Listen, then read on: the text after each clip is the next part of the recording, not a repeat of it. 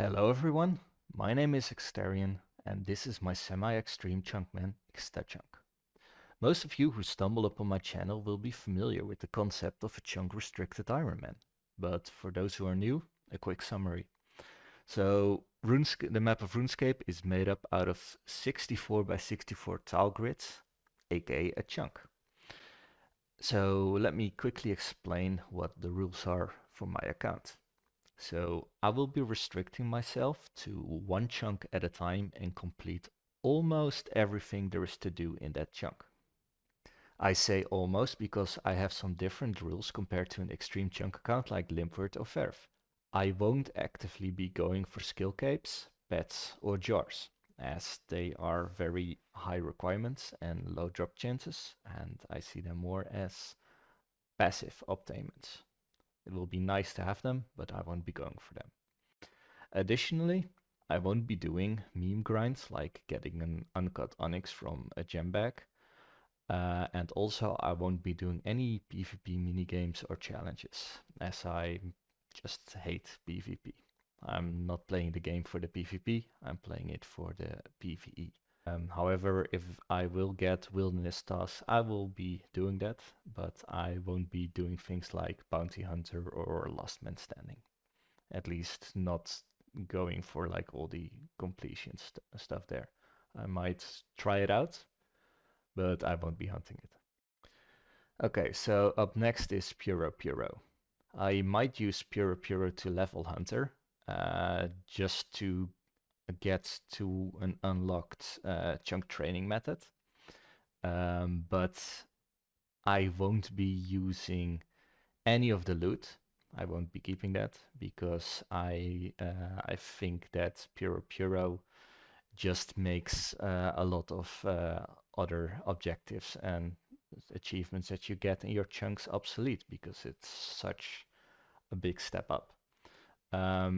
So once I unlock Puro Puro, I will also be having some heavy restrictions on it. For example, I will be only doing like 10 levels per rolled chunk since unlocking Puro Puro until I get towards my training method. Some skill adjustments compared to the normal extremes. Farming will be a passive skill for me as it is heavily time gated, and the moment you unlock a farming patch it's like high 80s level requirements, and it's just gonna take a long time in it with the real-time growth timers. So for example, if I unlock an herb patch, I would have to get like 85 farming to grow Torstal. And with, yeah, like 1 hour real-time growth times, that's gonna take a long, long time, especially with only like one farming patch. So I'm just gonna do that passively um, while working on other tasks. And I can just roll for next chunks, even if I don't have the high level farming requirements yet. So another skill that is really weird and needs an overhaul is smithing. So for example, rune items, it's a level 40 combat item, but most of the items there level 99 smithing requirement, while endgame gear like crystal armor, you only need between level 70 and 82 in smithing. So I'm making some adjustments to my smithing grind. So I will only be going for the first stage of items based on my chunk, from mithril or and higher. So if I have access to mithril ore, I will only have to get level 55 smithing to process it. When I get access to Addy, I will have to go to level 70, and if I have access to Rune, I will have to go to level 85. But I don't have to go any higher than that. Up to level 55, I will progress the items to the highest item possible. So for example, I have steel. I will have to go at level 49 for a bullseye lantern. So I think this is like a nice middle ground. to not get stuck at like a very high smithing level requirement, but still make it decently challenging, because I won't be having like any effect efficient ways to train it. Another mining thing are shooting stars. Um, as shooting stars are not chunk specific, they are therefore not a requirement for me. I can mine it if it appears, but I don't have to target them as a chunk requirement. Shooting stars, they can spawn at like as tier 9, and you will need like level 90 mining in order to mine the tier 9. And as it is very random, I'm not gonna hunt that.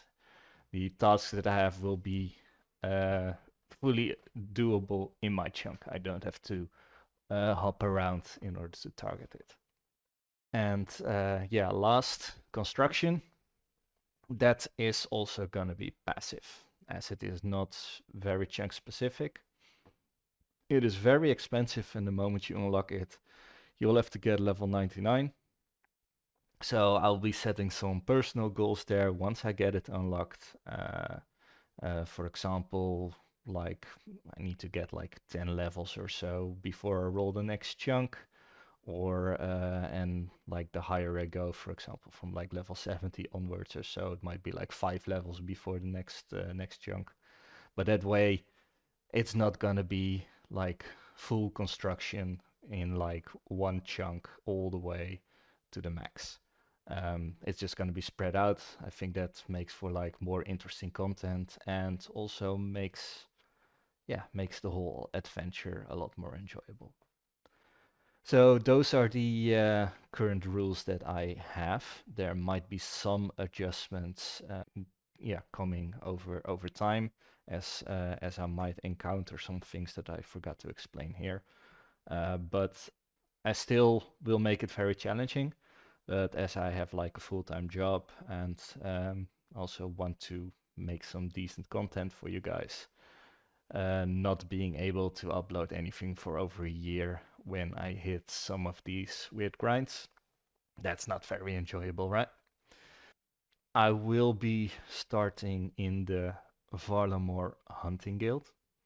That's also why I did put the Puro Puro in there, because the around the Hunter Guild there are some huntable creatures, but they will require like a hunting level of 46 to enter the Hunters Guild itself, and I believe it's like 56 for the Pyre Foxes, which are without Eagle's Peak like the first huntable creature that I could possibly get.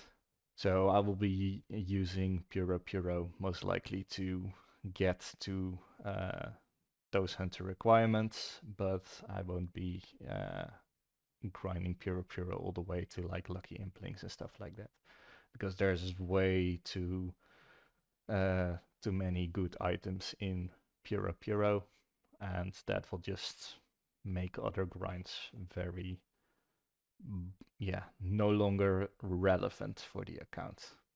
And personally, I find that Puro Puro takes the fun out of chunk restrictions, because you're taking things from outside your chunk, because it's like in a separate instance. So those are the rules and some explanations. And if there are like any questions or remarks, please leave a comment down below, and I will try to address them. I've recorded up to episode 3 as I'm narrating this.